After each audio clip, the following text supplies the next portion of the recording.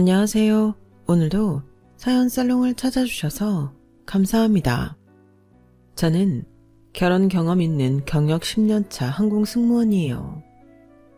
제가 그동안 기내에서 한국인뿐만 아니라 글로벌 또라이들을 정말 많이 만나봤는데요. 그런 또라이 중 하나가 제 근처에, 그것도 가족이라는 이름으로 엮이게 될 줄 몰랐어요. 지금부터 들으시는 분들이 혀를 끌끌 찰 만한 한 또라이 이야기를 들려드릴게요. 결혼 전 저희는 아빠, 엄마, 여동생, 저 이렇게 4식구였어요. 엄마와 아빠는 정말 인고 부부였고 여동생과 저도 싸운 적 없이 친하게 자랐어요. 우리 가족 분위기는 말 그대로 화목 그 자체였고, 그래서 저와 여동생은 구김살 하나 없이 잘 자랄 수 있었어요. 게다가 아빠는 작지만 파워 있는 한 무역회사를 경영하고 계신 CEO이셨고, 엄마는 한 명문대에서 교수직으로 강단에서 강의를 하시는 분이셨어요. 아빠와 엄마 덕분에 저희 자매는 경제적으로 큰 어려움 없이 성장할 수 있었지만, 그렇다고 막 사치를 한다거나 분수에 넘는 과소비를 해서 과시욕을 부리는 일은 절대 없었어요. 부모님은 아무리 돈이 있어도 겸손과 절제의 미덕을 항상 강조하셨으니까요. 이런 저희 가족에게도 한 가지 걱정거리는 있었어요. 바로 아빠의 회사 승계 문제였어요. 자식 중에 아들이라도 하나 있었으면 좋았겠지만 딸만 둘인데다가 제 동생은 일찍이 유학 중에 만난 독일인과 결혼해 지금은 독일에서 살고 있거든요. 저는 워낙 어릴 때부터 하고 싶었던 꿈이 승무원이었고, 이걸 알고 계신 부모님들이 제게 회사를 맡기겠다고 하기에는 미안하셨던 거죠. 그리고 객관적으로 제 스스로를 알지만 한 회사 경영을 휘두르며 리더십을 발휘할 수 있는 사람은 확실히 아니었으니까요. 그래서 아빠는 자식 중에 회사를 물려줄 만한 인물이 없으니 아예 외부에서 영입하거나 지금 일하는 직원 중 성실한 사람을 미리 눈여겨봐야겠다고 일찍부터 말씀하셨어요. 그 말을 들을 때마다 저는 괜시리 아빠한테 미안하고는 했어요. 아빠 미안해. 내가 승무원 되는 거 아예 포기하고 대학교부터 경영학이라도 졸업했으면 아빠가 이렇게 고민하지 않아도 됐을 텐데. 미안해요. 유지야, 무슨 말을 그렇게 하니? 너나 수지는 내 딸이지만 각자 하나의 인격체들이잖아. 아빠가 사업을 한다고 무조건 너희한테 이어서 하라고 강요하는 건 정말 아니라고 생각해. 그냥 지금까지 우리 4식구 부족한 거 없이 잘 먹고 잘 살았잖아. 나를 마지막으로 이 사업에서 끝내고 싶지만 또 누군가에게는 새로운 기회일 수도 있잖아. 그게 내 자식이면 더 좋겠지만 내 핏줄이 아니더라도 상관없어. 그러니까 아빠한테 미안해하지 마. 그래도 나나 수지 둘 중에 하나라도 아들이었다면 책임감을 더 갖고 물려받을 노력이라도 했을 텐데 나는 그게 마음에 걸려서 그래. 그런 말 하지 마. 성별을 너희가 선택해서 태어났니? 어떻게 보면 다 아빠 불찰이지. 유지야, 정말이야. 마음에 좀 갖지 마. 너 매번 비행 간다고 하고 유니폼 입고 싱긋 웃으면서 나갈 때마다 아빠까지 기분이 다 좋아지더라. 유지가 어릴 때부터 하고 싶었던 일 이뤄서 얼마나 다행인지. 아빠는 다 보여. 네가 정말 네 일을 좋아하고 있다는 걸. 그리고 즐기고 있다는 걸. 그거면 됐어. 수지도 지금 마크랑 독일에서 얼마나 재미있게 잘 살고 있니? 부모한테 그것보다 더 기쁜 일은 없어. 너희만 즐겁게 잘 살면 돼. 아빠 말대로 전 제 일을 너무 즐기고 있었고, 나이가 들어 비행을 할 수 없게 되어도 항공업 쪽에 계속 머물고 싶다는 생각을 했어요. 어쨌든 아빠는 아빠가 경영에 손을 떼는 순간 남의 손에 들어가는 것은 시간 문제였어요. 저와 동생의 삶을 존중해 주시는 아빠에게 너무 고맙고 또 미안한 마음이 컸죠. 그래서 아빠에게 더 잘하려고 노력했어요. 30대를 훌쩍 넘긴 지금 제가 할 수 있는 최대의 효도는 결혼해서 손주를 안겨드리는 일이라는 걸 잘 알고 있었어요. 하지만 동료들을 보면 결혼, 출산과 동시에 비행을 그만두거나 등 떠밀려 퇴사하는 경우가 많더군요. 저는 그게 두려웠어요. 제 일을 포기해야 하는 상황이 올 수도 있다는 것을요. 사실은 전에 만난 남자친구와 이런 문제로 언쟁을 한 적이 많거든요. 전 남자친구는 얼굴도 잘생겼고 집도 거의 준재벌급으로 굉장히 부유했어요. 그의 부모님은 우리 집과 달리 강압적이었고 결혼하면 여자는 무조건 집에서 남자 내조를 해야 하고 아이를 잘 키우는 것에 집중해야 한다는 조건이 있었죠. 남자친구와 저는 서로 좋아했지만 그는 저와 입장차를 좁히지 못하고 결국 헤어지고 말았어요. 그 후 그는 어떤 여의사와 결혼을 했고 그 여자도 의사라는 직업을 포기하고 집에만 있다고 들었어요. 저도 뭐가 좋은 건지 뭐가 옳은 건지 헷갈리더군요. 그러다 한 남자를 알게 되었어요. 제가 하는 일이 워낙 시간대 고정이 되어 있지 않아 좀 폭넓게 할 수 있는 취미생활이 없을까 하다가 러닝 동호회를 가입했어요. 그분들은 거의 매일 러닝 활동이 있으니 본인이 시간 맞을 때 참여하면 돼서 아주 좋더군요. 그러다 시간대가 꽤 겹치는 남자가 있더군요. 처음에는 눈인사만 건네다 같이 뛰는 시간이 많아지다 보니 자연스럽게 대화를 나누게 되었어요. 제가 스케줄 근무를해서 매일 나오는 건 아닌데 자주 뵙네요. 네, 저는 거의 매일 뛰거든요. 좀 이상할 수도 있는데 비바람 불 때도 눈이 소복소복 쌓였을 때도 러닝을 하면 이상하게 기분이 좋아지더라고요. 웬만하면 빼놓지 않으려고 해요. 아, 그래서 제가 올 때마다 계셨던 거구나. 인사가 늦었네요. 저는 김유지라고 해요. 안녕하세요. 저는 여주승입니다. 그 몇 번의 되풀이로 저희는 더 많은 이야기를 하게 되었어요. 그리고 서로에게 호감이 생기기 시작했고요. 유지 씨는 스케줄 꾸무면 무슨 일 하는 거예요? 아, 승무원이에요. 정말요? 완전 멋지다. 어쩐지 키 크고 단아한 이미지 승무원이랑 어울릴 것 같아요. 주승 씨는요? 저는 Q은행 경영관리팀에서 일해요. 그러시구나. 단정한 게 은행 이미지랑 맞으시네요. 제가 하도 범생이같이 생겨서 그런 이야기를 많이 듣기는 해요. 우리 같이 한잔 하죠? 네. 주승 씨와는 급격히 가까워졌고 제가 비행 없는 날에 러닝 외에도 따로 만나는 날이 많아졌어요. 자연스럽게 그와의 교제가 시작되었어요.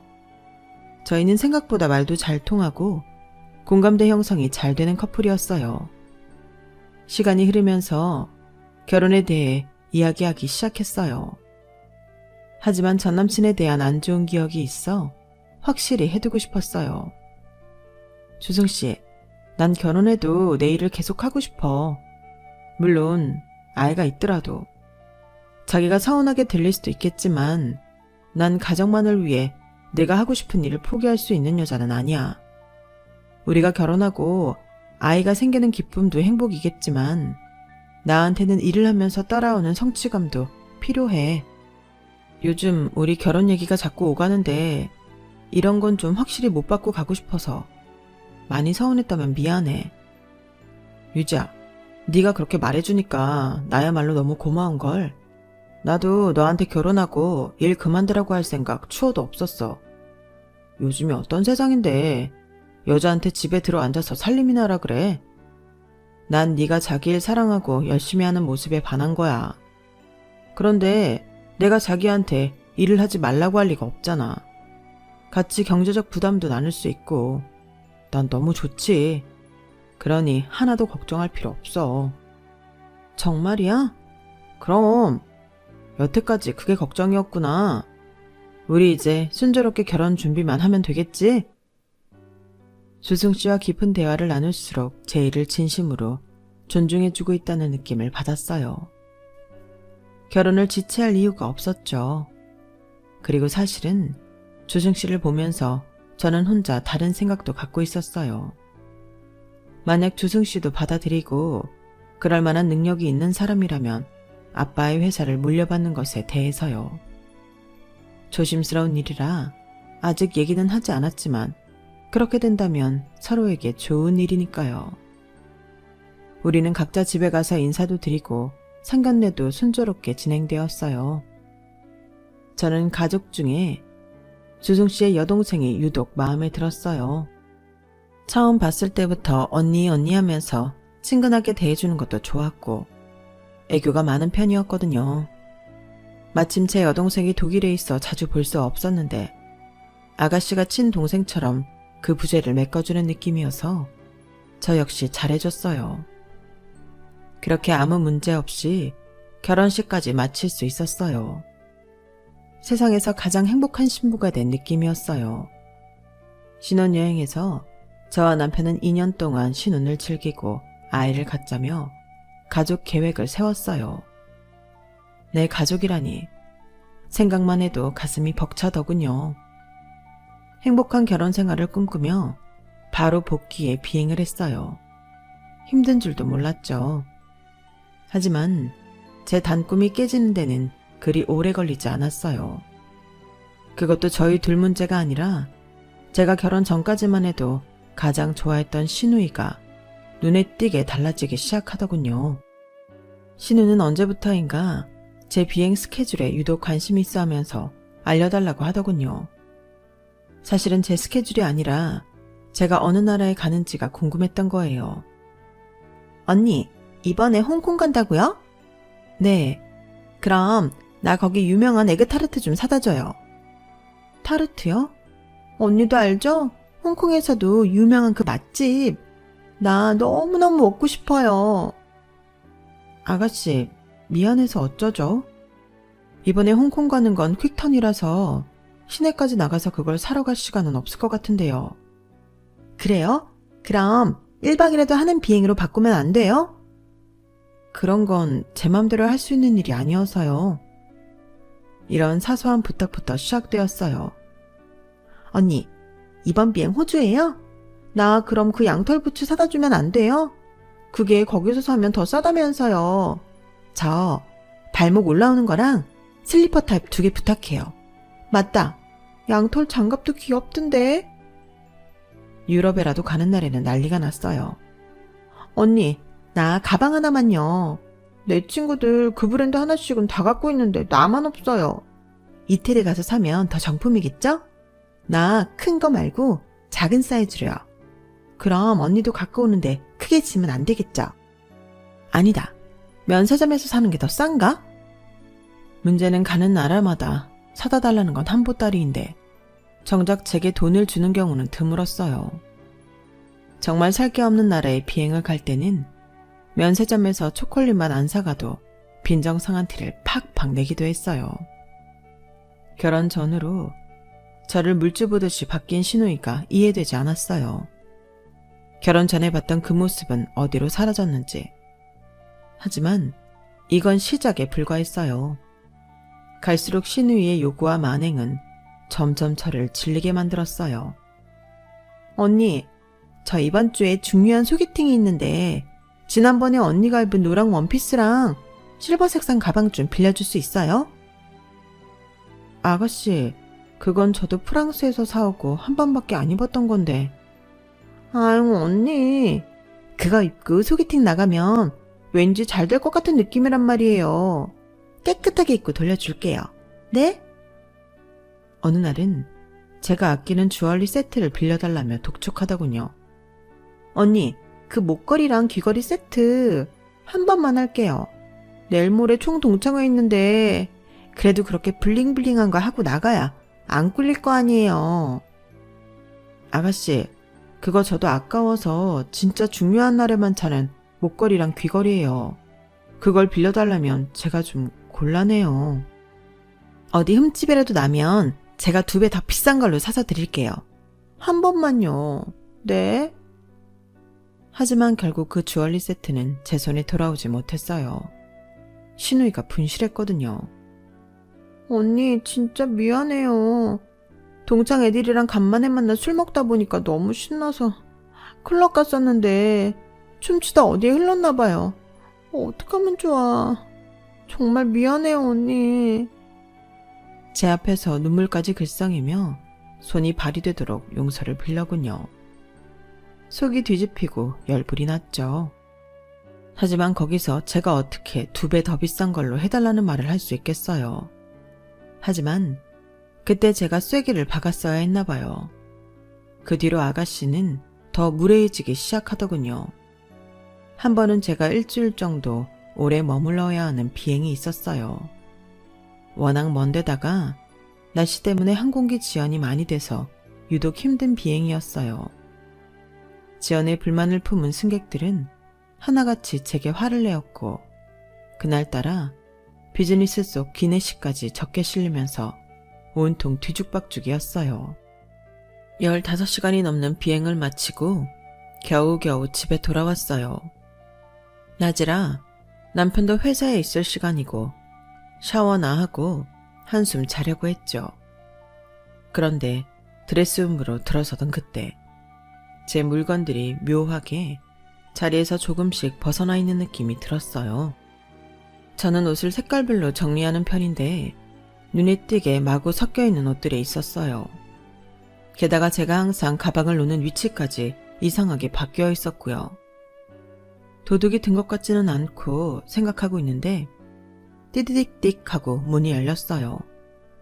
자기야, 왜 이렇게 빨리 퇴근했어? 어머, 아가씨!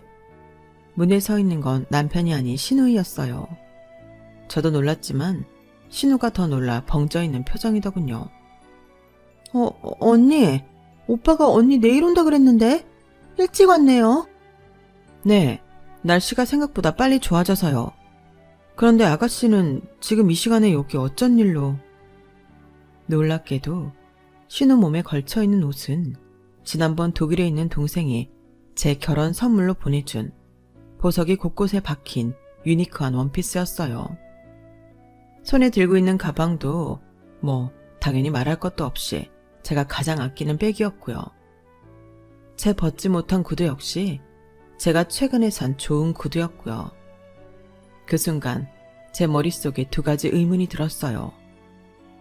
나는 저 옷과 가방, 구두를 아가씨한테 빌려준 기억이 없는데 왜 지금 신우가 입고 있으며 우리 집 비번은 어떻게 알고 자연스럽게 누르고 들어온 걸까 하는 의문이었죠. 본인이 입고 있는 옷과 가방에 제 시선이 꽂히는 것을 인식한 신우는 작은 방으로 후다닥 뛰어들어가더니 자기 옷으로 갈아입고 나오더군요. 언니, 내가 이번에 진짜 중요한 모임이 있었거든요.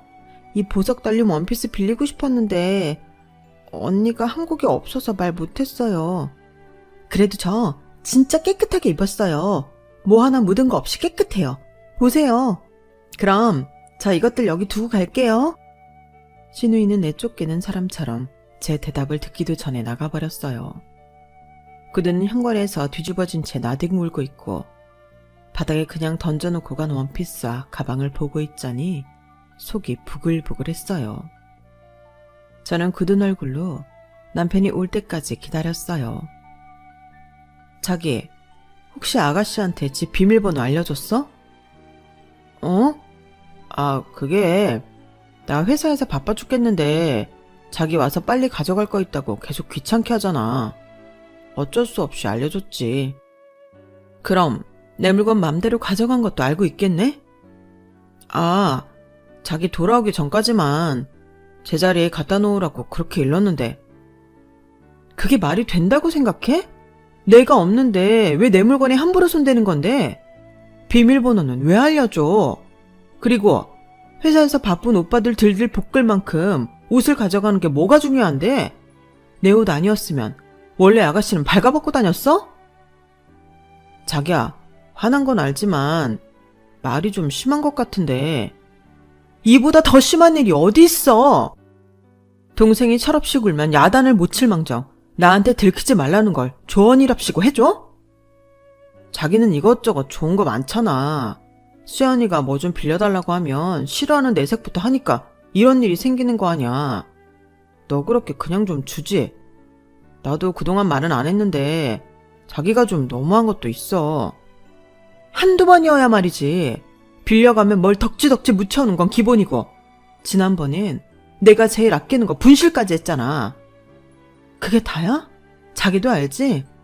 나 어디 비행 간다고 하면 아가씨가 뭐 사다 달라, 뭐 구해달라 부탁만 한 보따린 거. 솔직히 그거 사다 주고 돈도 못 받은 게 얼마나 많은데.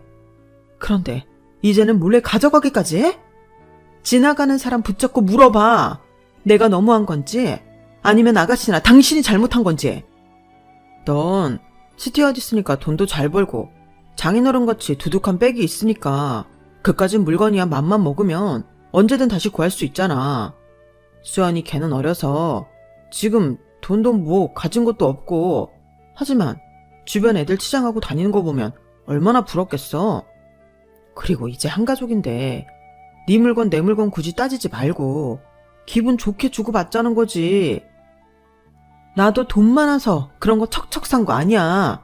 오래 고민하고 차곡차곡 돈 모아서 마련한 거지. 소중한 사람들한테 선물 받은 것도 있고. 그런 걸 어떻게 돈으로 가치를 매겨? 그러면 아가씨도 취직해서 돈 벌어 사면 되지. 저렇게 도둑고양이처럼 내 거 가져다 쓰는 이유가 도대체 뭔데? 뭐? 도둑고양이? 너 말이 점점 심하다. 말 좀 가려하자. 그리고 수연이 걔가 취직하기 싫어서 안 하니? 지도 노력하는데 어려운 거 아니야. 새언니가 돼서 위로는 못 해줄 망정 취업 못한다는 얘기나 하고 너 좀 정 떨어지려고 한다. 나야말로 지금 그렇거든? 내가 모를 줄 알아? 아가씨 돈 많이 주고 일 편한 데만 골라가려고 하니까 아직 백수인 거잖아. 전에 나한테 항공사 면접만 슬쩍 보게 얘기해 줄 수 있냐고 물어봐서 너무 기가 찼다. 여기 들어오려고 몇 년 동안 빡세게 준비하는 애들이 얼마나 많은데 그게 말이 돼? 아가씨는 아무 노력도 없이 나 걸쳐서 면접 보게 해달라고. 진짜 그런 태도로 하면 아무 데서도 일 못해. 와, 너 그까지? 스튜어디스 짓 좀 한다고 수연이를 그렇게까지 무시해? 대단하다 대단해 너란 여자. 애초에 잘못한 게 누구인데 왜 나한테만 뭐라 그러는 건데? 남편은 더 이상 말도 섞기 싫다는 표정으로 문을 쾅 닫고 나가버렸어요. 저는 이 상황이 너무 황당했어요. 잘못한 건 분명 신우인데 저희 둘의 싸움으로 변질되었으니까요. 저는 신우이에게 전화를 할까 말까 한참을 고민했어요. 하지만 괜히 또 말 잘못했다가 더 큰 싸움으로 번질까 그만두기로 했죠. 그렇게 남편과의 다툼도 흐지부지 끝났고 신우 역시 다음에 절 만났을 때도 사과나 미안한 기색 없이 전처럼 대하더군요. 기가 찼지만 사람 고쳐 쓰는 거 아니라고. 그냥 앞으로는 적당한 거리를 두고 지내야겠다 생각했어요. 그리고 얼마 후 제 생일이 되었어요. 남편과 친정에 가서 엄마 아빠랑 저녁 식사 겸 생일 파티를 하고 집에 돌아왔어요. 그때 휴대폰에 알림이 울려보니 신우가 보냈더군요. 언니 생일 축하해요. 제가 치킨 쿠폰 쏠 테니까 오늘 오빠랑 약식으로 맛있게 먹고 좋은 밤 보내요. 생전 뭐 빌려달라거나 사다 달라 할 때나 제게 연락하던 신우였는데 그 문자를 받고 내심 놀랐어요. 아가씨가 이런 것도 할 줄 아는 사람이었어? 아니면 그동안 나한테 했던 게 미안해서 정신을 좀 차린 건가? 아무튼 고맙긴 하네. 가격이 비싸고 저렴하고를 떠나 제가 이 집에 시집와서 신우에게 처음 받아보는 기프티콘에 혼자 살짝 기분이 좋아졌어요. 하지만 혹시나 했던 생각이 역시나로 바뀌는 건 그리 오래 걸리지 않았어요. 제 생일이 있고 보름 뒤가 바로 신우의 생일이었어요. 저도 받은 게 있어 보답하고자 맛있는 케이크와 좋은 향수 하나를 선물할까 생각 중이었어요. 그때 신우에게 사진 몇 장과 문자가 왔어요. 언니, 이 패딩 어때요? 예쁘죠? 요즘 날이 갑자기 추워졌는데 제가 입고 다닐 겉옷이 없어서요. 혹시 지금 제 생일 선물 고민 중이라면 이거 사줄 수 있어요? 미리 감사해요. 알라비 언니. 저는 사진을 자세히 보면서도 제 눈을 의심했어요. 너무 기가 차서 말이 안 나오더군요. 신우가 사달라는 패딩은 고가 중에서도 최고가 브랜드였거든요. 심지어 그 패딩은 가격이 300만 원에 육박하는 이번 시즌 신상이었어요. 그런데 그 비싼 옷을 생일 선물로 사달라뇨. 기가 막히고 코가 다 막히더군요. 제 생일에는 치킨 기프티콘 하나 달랑 보내주고 자기 생일에는 비싼 패딩을 사달라고 요구하다니. 얼굴까지 빨개지며 열이 솟구쳐 오르는데 신우이에게 또 문자가 왔어요. 언니, 이 패딩 시즌 한정이고 콜라보 제품이라 여기저기서 다 파는 거 아니래요. 본점에서만 구할 수 있대요. 언니가 직접 사러 가기 힘들면 돈으로 줘도 돼요. 내가 가서 살게요. 패딩은커녕 원래 주려 했던 케이크와 향수까지 아무것도 주고 싶지 않더군요. 아니, 혹시 줬던 게 있다면 그것마저 다 뺏어오고 싶었어요. 저는 바로 이 패딩 선물은 힘들 것 같다고 무심하게 답장을 했어요. 그러니 바로 신우가 전화를 제게 걸어오더군요. 언니, 왜요? 제 생일이잖아요. 그런데 나 선물 안 줄 거예요? 아가씨, 이건 좀 너무 비싼 선물이잖아요. 이런 건 제가 사줄 수 없어요. 언니 돈 많잖아요. 나 저거 사줘요. 네? 아니요, 저 돈 없어요. 저도 열심히 일해서 돈 벌어요. 그렇게 번 돈으로 아가씨 생일 선물로 300만 원짜리 패딩을 사달라고요? 좀 너무하다고 생각 안 해요? 언니 생일 때 나도 선물했잖아요. 내가 얼마나 신경 쓰고 고민해서 보낸 건데 언니는 입쓱 닦으려고요? 아가씨, 주변에 한번 물어보세요. 제 생일 때 치킨 쿠폰 보내주고 아가씨 생일에 300짜리 옷 사달라고 하면 누구 욕을 할지. 욕을 왜 해요? 아무튼 그 쿠폰 나 되게 어렵게 마련한 거예요. 언니는 왜 내 성의를 몰라요? 알죠. 아가씨 직업도 없고 돈도 없는데 치킨 쏘느라 허리가 휘었겠죠. 그런데 상식적으로 2만 원짜리 치킨 사주고 300만 원짜리 패딩 달라고 하는 사람은 지구상 어디에도 없어요. 아가씨 빼고요. 그건 아주 상식적인 거예요, 아가씨. 언니, 지금 나 모욕 준 거예요? 모욕이 아니라 알려준 거예요. 아무리 나이가 어려도 알 건 알아야 되니까요. 돈이 없으면 비싼 거 안 먹고 안 입고 안 하는 게 맞는 처사예요. 됐어요. 사주기 싫으면 사주기 싫다고 하지. 뭘 그렇게 고상한 척을 해요. 이따 제가 쏜 치킨값이나 돌려주세요. 3살짜리 아이도 알만한 이치를 지금 20살도 한참 넘은 성인한테 말하고 있자니 제가 더 자괴감이 들더군요. 그리고 이런 사람이랑 가족이라는 끈으로 엮여 있다니. 삐져서 전화를 끊은 신우는 바로 시모와 남편에게 고자질을 한 것 같더군요. 시모에게 바로 전화가 왔으니까요. 유지야, 다 좋은데 수연이한테 적당히 하렴. 쟤 지금 방에 들어가서 울고불고 난리도 아니다. 새언니가 뭐라고 했다면서 아주 통곡을 하고 있어. 어머니, 아가씨가 저한테 생일 선물로 몇백 하는 패딩을 사달라고 했어요. 저도 30만 원짜리 외투 입고 다녀요. 그런데 300만 원이라뇨. 아, 수연이 제가 너를 진짜 친언니처럼 생각해서 할 말 못할 말 다 하는 거지. 다 한 가족인데 우리가 더 중요하지 돈이 더 중요하겠니? 좀 센스 있게 넘어가주지. 참. 팔은 역시 안으로 굽더군요. 저를 크게 호통치지는 않았지만 시모 역시 돈이 좀 있으면 아가씨한테 그 정도는 해줘도 된다라는 눈치였어요. 퇴근한 남편은 한술 더 떴어요. 수연이 패딩 내가 사줄게. 자기가? 왜? 엄마한테 전화 왔는데 지금 밥도 안 먹고 하루 종일 울고만 있대. 아가씨가 애기야? 자기가 갖고 싶은 거 못 가졌다고 그렇게 떼쓸 일이야? 애기지. 아직 철이 안 들어서 그래. 그거 얼마나 갖고 싶으면 저러겠어. 요즘 한창 유행인데. 진짜 어이없다. 아가씨를 망치는 건 가만 보니까 당신이랑 어머님이네. 그렇게 오냐오냐 하는데 아가씨가 나중에 어떻게 독립적으로 살겠어? 나도 수연이 나이 때는 그랬어. 갖고 싶은 거 있으면 꿈에도 나타나고 훔치고도 싶었다고. 게다가 생일이잖아. 생일이 뭐 대수야? 얼마 전 내 생일 때 치킨 쿠폰 보내준 거 당신도 알지? 속으로 은근히 감동하고 있었는데 웬걸? 다 속셈이 있는 거였어. 나한테 그 비싼 옷을 사달라고. 그런데도 지금 이 상황에 내가 이상한 거야? 너는 돈도 잘 벌고 집도 괜찮잖아. 그리고 수연이가 널 심적으로 얼마나 의지하는데.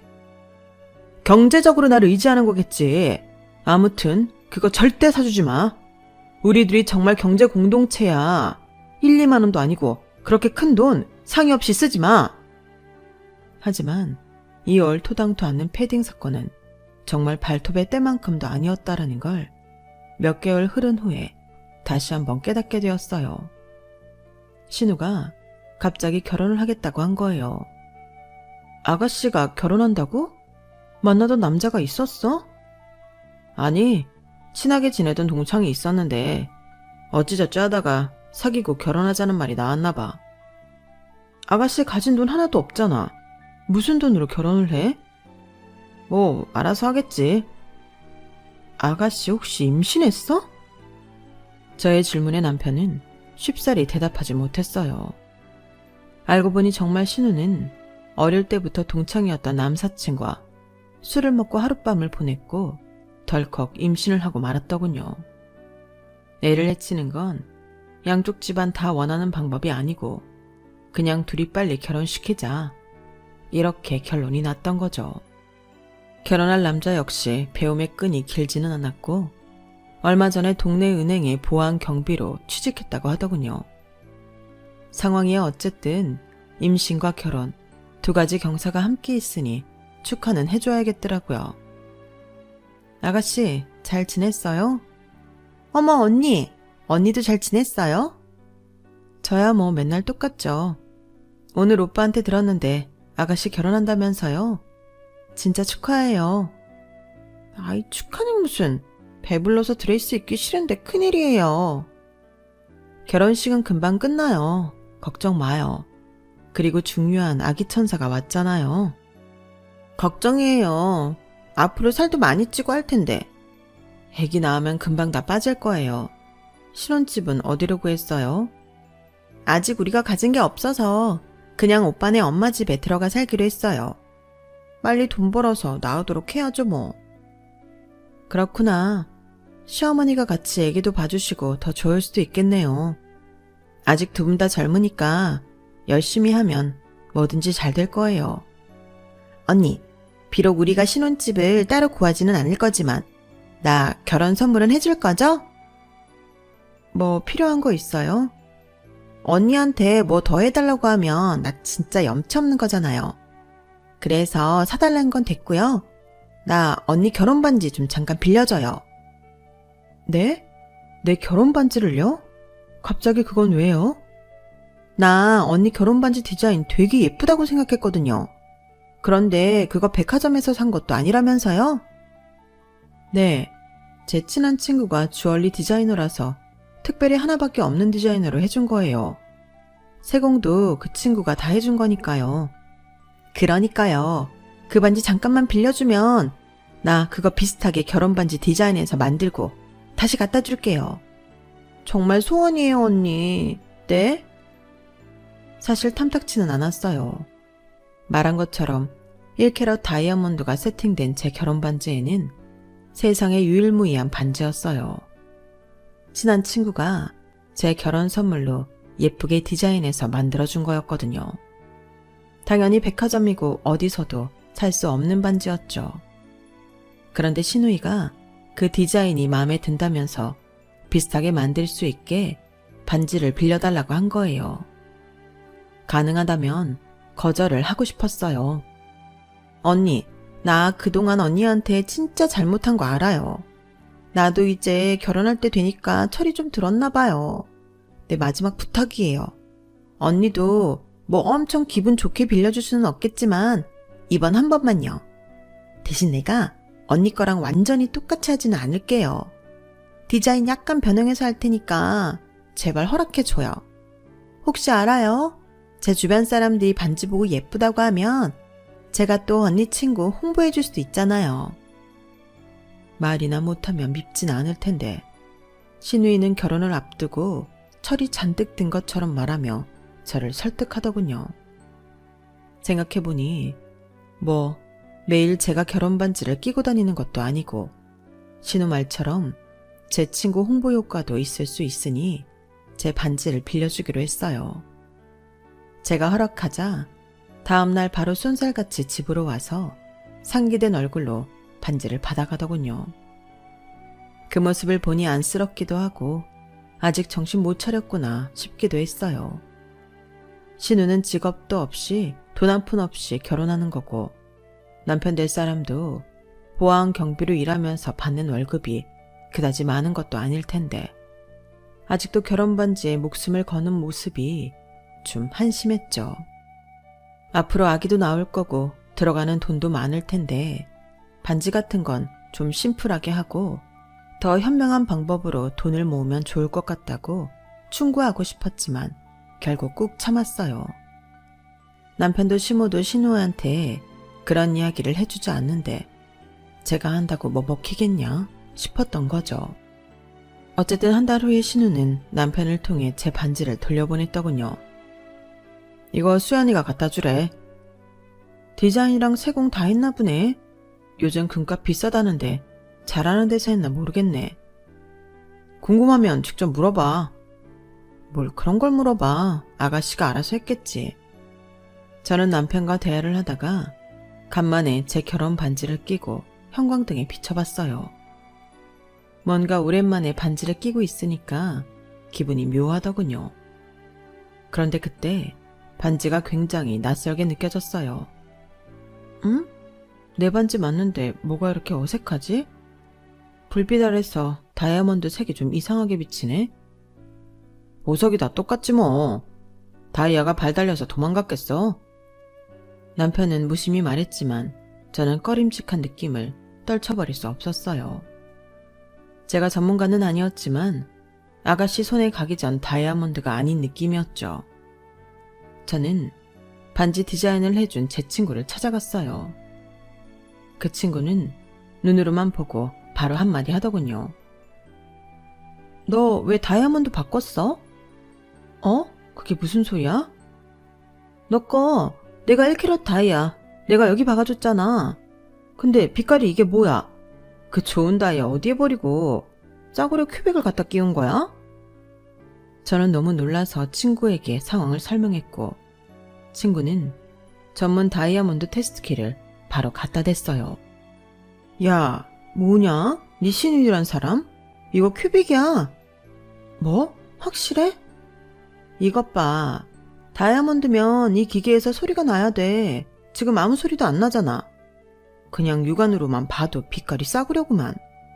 그리고 돋보기로 자세히 보면 다이아몬드를 잡고 있던 발들이 벌어졌던 찍힘 자국이 있어.